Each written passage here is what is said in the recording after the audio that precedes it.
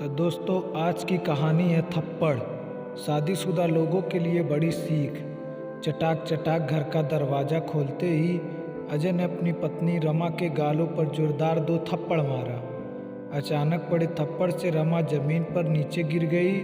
ये देखकर पास रमा की 2 साल की बेटी उसे पकड़कर रोने लगी। रमा ने गालों पर हाथ रखते हुए कहा, अजय, ऐसा क्या किया मैंने?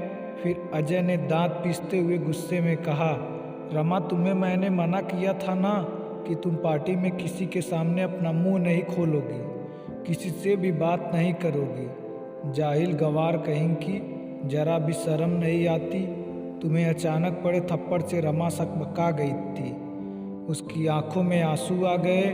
उसे समझ नहीं आ रहा था कि आखिर गलती क्या हुई। रोते हुए कांपती आवाज़ में उसने दोबारा कहा, लेकिन मैंने किया क्या? अजय ने गुस्से में तमतमाते हुए कहा, अच्छा किया क्या? क्यों कहा कि मुझे अंग्रेजी में आपकी बात समझ नहीं आई, आप हिंदी में पूछिए तो मैं आपको बता सकती हूँ।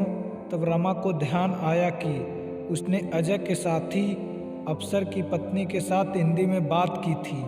क्योंकि रमा को अंग्रेजी बोलने नहीं आती थी, गांव के कॉलेज से बीए पास रमा की शादी उसके बड़े पापा ने अपने नज़दीकी मित्र के बेटे अजय से करा दी थी, जो एक सरकारी अफसर था। रमा के पिता एक किसान थे और माँ एक सामान्य गृहिणी। रमा अपने माता पिता की इकलौती संतान थी। अजय के घर वाले भी मोटे दहेज की लालच में आकर शादी के लिए तैयार हो गए। रंग रूप और गुण से सुंदर रमा बहुत ही व्यवहारिक और सामाजिक स्त्री थी। इसके विपरीत अजय व्यवहारहीन और अहंकारी व्यक्तित्व का पुरुष था। उसे अपने पद और प्रतिष्ठा का इतना अभिमान था कि उसके आगे वो किसी को कुछ नहीं समझता था, खासकर अपनी पत्नी रमा को तो हमेशा से अपने पैर की जूती समझता था। उसके लिए पत्नी का मतलब ही सिर्फ उसकी शारीरिक ज़रूरतों को पूरा करना और घर में दबा कर रखना था। 3 साल की शादी में ऐसा कोई दिन नहीं था जब अजय ने रमा को उसकी पढ़ाई और नौकरी पेशा न होने पर तंज न कसा हो या उसके साथ हिंसा न की हो। बात बात पर रमा को थप्पड़ मारना तो उसके लिए आम बात थी। रोज रोज की मारपीट से रमा परेशान हो चुकी थी, लेकिन आज उसने तय किया कि वो अब चुपचाप नहीं रहेगी। उसने खुद को संभालते हुए आंखों से बहते आंसुओं को पोंछते हुए अजय से कहा, हाँ, मुझे नहीं आती शर्म इस बात को स्वीकार करने में कि मुझे फराटेदार अंग्रेजी बोलने नहीं आती, लेकिन इस वजह से मेरा कोई वजूद नहीं, इस बात को भी मैं नहीं मानती। रमा के जवाब को सुनकर अजय ने फिर रमा के बालों को खींचते हुए कहा, अच्छा, बड़ी जुबान चलने लगी है, कान खोलकर सुन लो। 2 कौड़ी की औकात नहीं है तुम्हारी, ना ही तुम्हारा अपना कोई वजूद है। जिस दिन मैंने तुम्हें छोड़ दिया ना, उस दिन लोगों के घर घर जाकर नौकरानियों की तरह झूठे बर्तन धुलोगी और झाड़ू पोछा करोगी, तब जाकर मुश्किल से पेट भर पाओगी। लेकिन सम्मान और इज्जत तो भूल ही जाओ, क्योंकि तलाकशुदा स्त्री को समाज में कभी सम्मान नहीं मिलता, समझी? सिवाय तिरस्कार के तुम मेरी पत्नी हो, एक सरकारी अफसर की पत्नी, इसलिए लोग तुम्हारी इज्जत करते हैं और यही तुम्हारी पहचान है। 2 साल की बेटी को गोद में लेकर रमा ने कहा, ओह, तो मैं पिछले 3 सालों से धोखे में थी कि तुम मुझसे प्यार करते हो और एक ना एक दिन तुम मेरे प्यार को समझोगे और मैं तुम्हें अपने प्यार से बदल दूंगी, क्योंकि पति पत्नी मिलकर एक दूसरे के पूरक बनते हैं। लेकिन मैं गलत थी। मुझे क्या पता था कि प्रतिस्पर्धा पति पत्नी में भी होती है। ठीक है अजय, मैं जा रही हूँ, हमेशा हमेशा के लिए तुम्हारी ज़िंदगी से। अब तुम अपने स्टैंडर्ड की पत्नी ले आना अपने लिए, मैं तलाक के पेपर भेज दूंगी। कहकर रमा वापस अपने गांव अपने माता पिता के पास चली गई। विकट परिस्थितियों में भी रमा ने कभी हार नहीं मानी। समाज के ताने उल्हाने सहती रमा अब सामाजिक कार्यों में जुट गई और अपने दर्द को कलम की सहायता से डायरी के पन्नों में समेटने लगी। लेकिन कहते हैं ना कि सूर्य की तेज रोशनी को काले घनेरे बादल भी नहीं ढक सकते। उसी प्रकार रमा की प्रतिभा भी कब तक समाज से छिपी रह सकती थी। रमा को भी प्रसिद्धि मिली।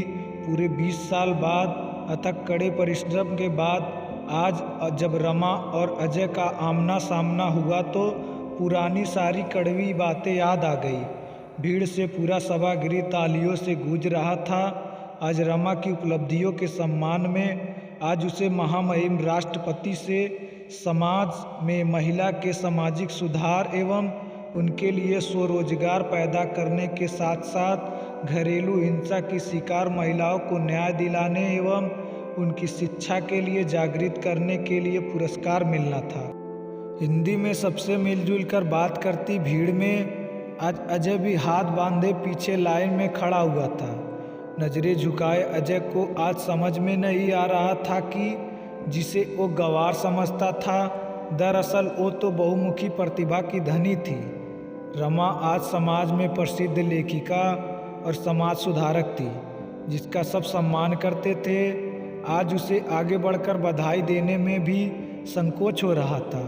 तभी एक पत्रकार आगे बढ़कर रमा से अंग्रेजी में सवाल पूछा तो रमा ने आज फिर नम्रतापूर्वक हाथ जोड़कर कहा, महोदय कृपया अपना प्रश्न हिंदी में पूछे, मुझे अंग्रेजी नहीं आती। तब पत्रकार ने कहा, जी माफ़ी चाहूँगा, मैं अपना सवाल हिंदी में पूछता हूँ। मैडम आपके मन में सामाजिक सेवा का ख्याल कैसे आया? अपनी सफलता का श्रेय आप किसे देना चाहेंगी? आज जहाँ लोग इंग्लिश मीडियम में अपने बच्चों को पढ़ा रहे हैं, बात कर रहे हैं, वहाँ आप हिंदी में लिखती हैं। क्या आपको कभी असफलता का डर नहीं लगा? तब रमा ने कहा, जी नहीं, मुझे हिंदी बोलने लिखने में शर्म नहीं आती। और जैसा कि हम सब जानते हैं कि परिस्थितियों से बड़ा गुरु कोई नहीं होता। कठिन परिस्थितियाँ हमें मजबूत बनाती है। इसलिए आज मैं उस व्यक्ति का दिल से आभार व्यक्त करना चाहती हूँ जिसने मुझे अपने जीवन और घर से मुक्त कर मेरे स्वाभिमान को जगाया। वो व्यक्ति मेरे जीवन के ऐसे गुरु हैं जिनके दिए घावों ने मेरे अंदर दबे आत्मविश्वास और आत्मसम्मान को जीवन में नई दिशा एवं कुछ कर गुजरने के जुनून को जगाया। जिन्होंने मुझे अपने सामाजिक रिश्ते से आज़ाद करके बाहर समाज से आकर सांस लेने का और समाज के लिए कुछ करने का मौका दिया। बेशक आशीर्वाद और साथ मेरा माता पिता का मुझे मिला, लेकिन परिस्थितियों का ठोकर उसी व्यक्ति से मिला। इसलिए मैं उनका आपके माध्यम से धन्यवाद करती हूँ। साथ ही हर महिला पुरुष से कहना चाहूँगी कि हमारी सफलता में हमारी भाषा कभी बाधक नहीं बन सकती। और हिंदी तो हम सभी भारतवासियों के दिल की भाषा है। सफलता के लिए बस सच्ची लगन और जुनून की ज़रूरत होती है। थोड़ी देर बाद मौका मिलते ही रमा को अकेला देखकर अजय उसके सामने आकर खड़ा हो गया और उसने कहा, रमा अपनी गुड़िया कैसी है? अब तो बड़ी हो गई होगी। रमा ने कहा, मेरी बेटी बिल्कुल ठीक है और अब पढ़ाई के साथ साथ मेरे ही सामाजिक कार्यों में मेरी मदद करती है। अजय ने कहा, रमा तुम ऐसा क्यों कर रही हो? वो मेरी भी बेटी है, मुझे माफ़ कर दो। मैं तुम्हारी अहमियत नहीं समझ पाया। तुम्हारे जाने के बाद मैंने अपने ही ऑफिस के महिला साथी अफसर से शादी की, 2 बेटे भी हैं, लेकिन मेरी कोई इज्जत नहीं, ना ही मेरी कोई अहमियत है। मेरी पत्नी मुझे बात बात में बदनाम करने और मेरा करियर ख़त्म करने की धमकी देती है और मैं चुपचाप सुनता हूँ क्योंकि मैं कुछ नहीं कर सकता। चुपचाप खड़ी अजय की बातों को सुनती रमा ने आखिर में हाथ जोड़कर कहा, महोदय मैं असहाय लोगों की मदद करती हूँ, लेकिन आप तो खुद सक्षम हैं। मैं आपकी कोई सहायता नहीं कर सकती। तभी रमा की बेटी वहाँ आ गई और वो अपनी बेटी के साथ वहाँ से चली गई।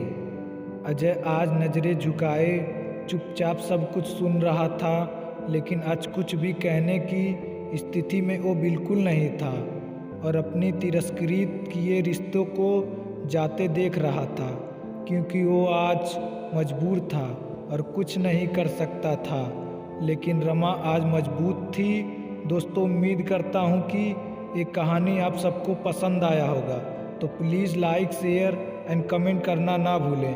कहानी का उद्देश्य सिर्फ इतना है कि हम अक्सर कहते हैं कि ऐसा सिर्फ कहानियों में हो सकता है, लेकिन हम ये भूल जाते हैं कि कहानियाँ बनती ही तभी है जब ऐसी घटनाएं होती है।